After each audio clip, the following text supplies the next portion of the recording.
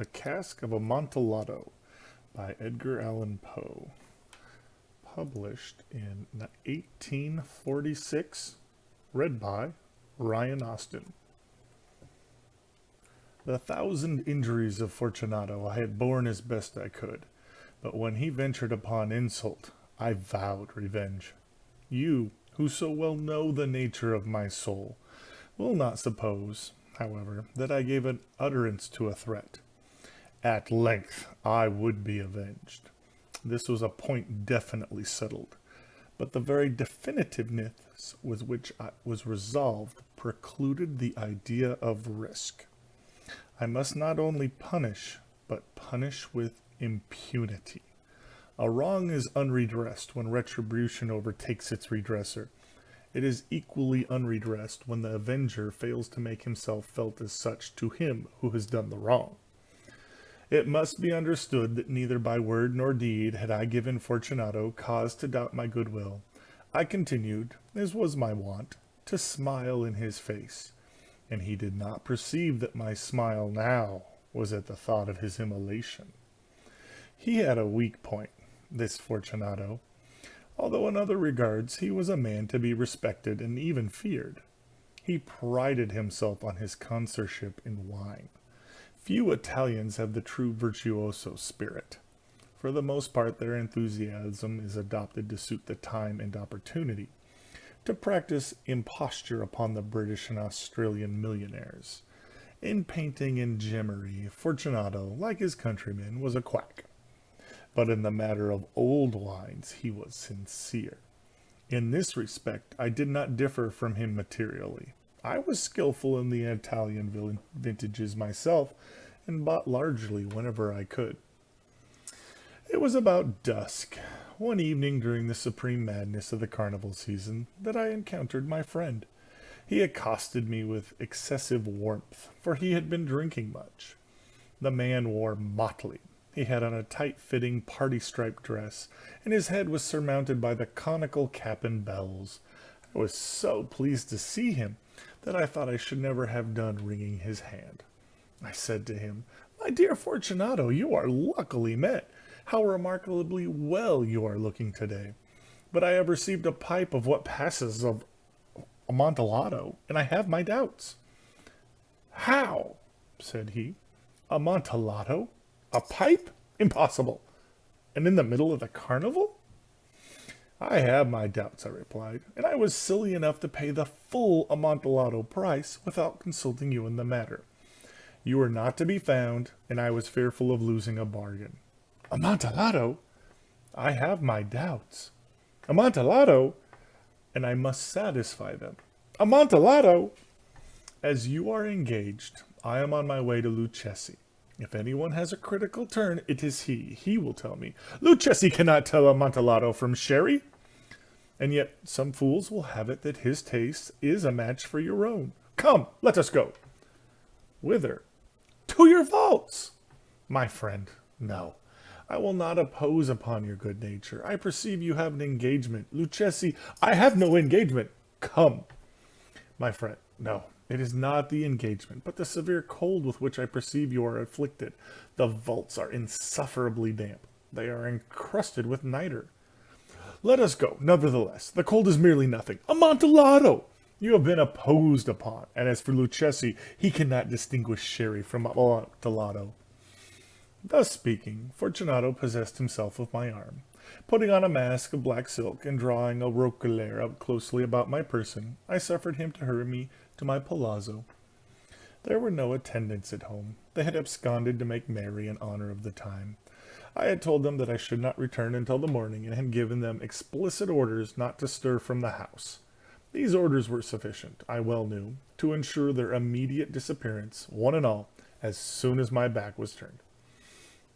I took from their sconces 2 flambeaux, and giving one to Fortunato, bowed him through several suites of rooms to the archway that led into the vaults. I passed down a long and winding staircase, requesting him to be cautious as he followed. We came at length to the foot of the descent, and stood there together on the damp ground of the catacombs of the Montresors. The gait of my friend was unsteady, and the bells upon his cap jingled as he strode. "The pipe!" said he. It is further on, said I, but observe the white webwork which gleams from these cavern walls. He turned towards me and looked into my eyes with two filmy orbs that distilled the rheum of intoxication. Niter? He asked at length. Niter, I replied. How long have you had that cough?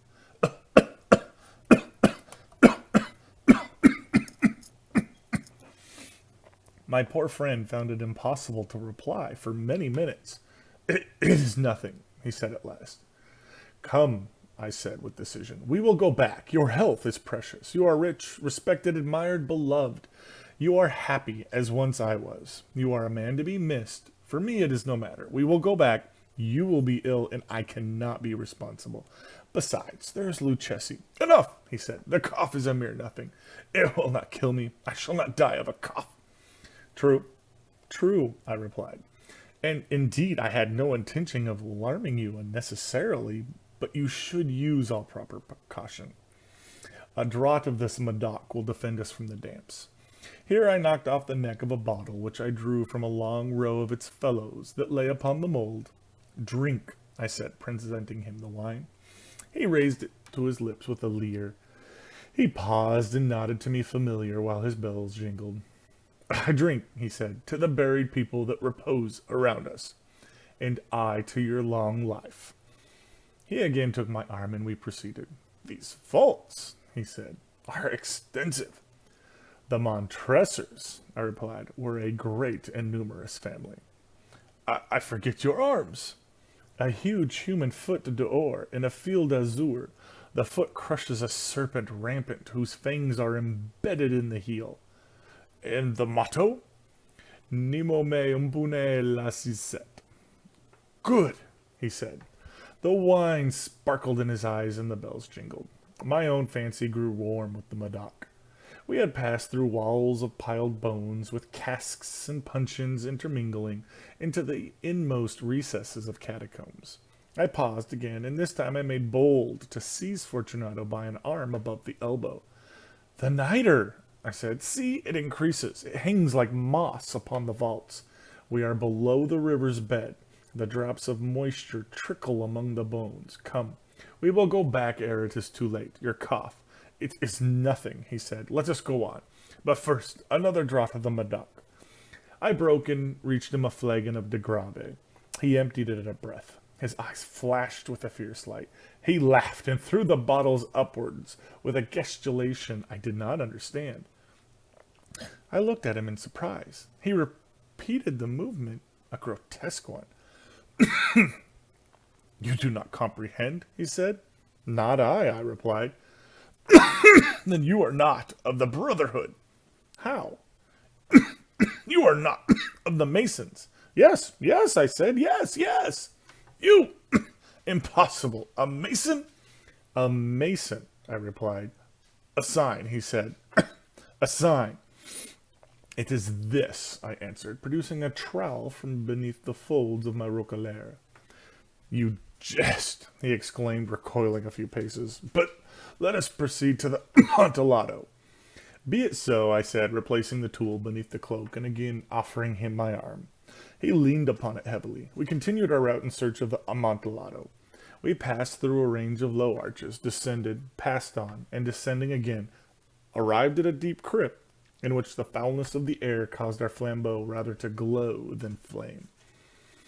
At the remote end of the crypt there appeared another less spacious. Its walls had been lined with human remains, piled to the vault overhead, in the fashion of the great catacombs of Paris. 3 sides of this interior crypt were still ornamented in this manner. From the 4th side the bones had been thrown down, and lay promiscuously upon the earth, forming at one point a mound of some size. Within the wall thus exposed by the displacing of the bones, we perceived a still interior recess, in depth about 4 feet, in width 3, in height 6 or 7. It seemed to have been constructed for no especial use within itself, but formed merely the interval between 2 of the colossal supports of the roof of the catacombs, and was backed by one of their circumscribing walls of solid granite. It was in vain that Fortunato, uplifting his dull torch, endeavored to pry into the depth of the recess. Its termination the feeble light did not enable us to see. "Proceed," I said. "Herein is the Amontillado. As for Lucchesi—" "He isn't ignoramus," interrupted my friend as he stepped unsteadily forward, while I followed immediately at his heels. In an instant he had reached the extremity of the niche, and finding his progress arrested by the rock, stood stupidly bewildered. A moment more, and I had fettered him to the granite. In its surface were 2 iron staples, distant from each other about 2 feet, horizontally. From one of these depended a short chain, from the other a padlock. Throwing the links about his waist, it was but the work of a few seconds to secure it. He was too much astounded to resist. Withdrawing the key, I stepped back from the recess. "Pass your hand," I said, "over the wall. You cannot help feeling the niter. Indeed, it is very damp. Once more, let me implore you to return." "No? Then I must positively leave you. But I first must render you all the little attentions in my power." "The Amontillado!" ejaculated my friend, not yet recovered from his astonishment. "True," I replied, "the Amontillado." As I said these words, I busied myself among the pile of bones of which I have before spoken. Throwing them aside, I soon uncovered a quantity of building stone and mortar. With these materials and with the aid of my trowel, I began vigorously to wall up the entrance of the niche. I had scarcely laid the first tier of the masonry when I discovered that the intoxication of Fortunato had in a great measure worn off. The earliest indication I had of this was a low moaning cry from the depth of the recess. It was not the cry of a drunken man. There was then a long and obstinate silence. I laid the second tier, and the third, and the fourth. And then I heard the furious vibrations of the chain. The noise lasted for several minutes, during which, that I might hearken to hear it with more satisfaction, I ceased my labors and sat down upon the bones. When at last the clanking subsided, I resumed the trowel and finished without interruption the 5th, the 6th, and the 7th tier. The wall was now nearly upon a level with my breast. I again paused, and holding the flambeau over the masonwork, threw a few feeble rays upon the figure within. A succession of loud and shrill screams, bursting suddenly from the throat of the chained form, seemed to thrust me violently back. For a brief moment I hesitated. I trembled.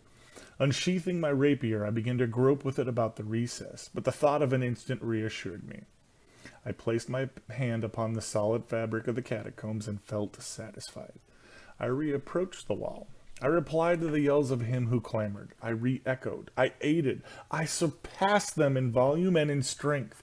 I did this, and the clamorer grew still. It was now midnight, and my task was drawing to a close. I had completed the 8th, the 9th, and the 10th tier. I had finished a portion of the last and the 11th. There remained but a single stone to be fitted and plastered in. I struggled with its weight. I placed it partially in its distant position. But now there came from out the niche a low laugh that erected the hairs upon my head. It was succeeded by a sad voice, which I had difficulty in recognizing as that of the noble Fortunato. The voice said, "Ha, ha, ha, a very good joke indeed. An excellent jest. We shall have many a rich laugh about it at the palazzo. Ha, ha, ha. Over our wine. Ha, ha, ha. The Amontillado," I said. "Ha, ha, ha, ha. Yes. The Amontillado. But is it not getting late? Will they not be awaiting us at the palazzo? The Lady Fortunato and the rest. Let us be gone." "Yes," I said, "let us be gone." "For the love of God, Montresor!" "Yes," I said, "for the love of God." But to those words I hearkened in vain for a reply. I grew impatient. I called aloud, "Fortunato!" No answer. I called again, "Fortunato!" No answer still. I thrust a torch through the remaining aperture and let it fall within. There came forth in reply only a jingling of the bells. My heart grew sick on account of the dampness of the catacombs. I hastened to make an end of my labor. I forced the last stone into its position. I plastered up. Against the new masonry, I re-erected the old rampart of bones. For the half of a century, no mortal has disturbed them.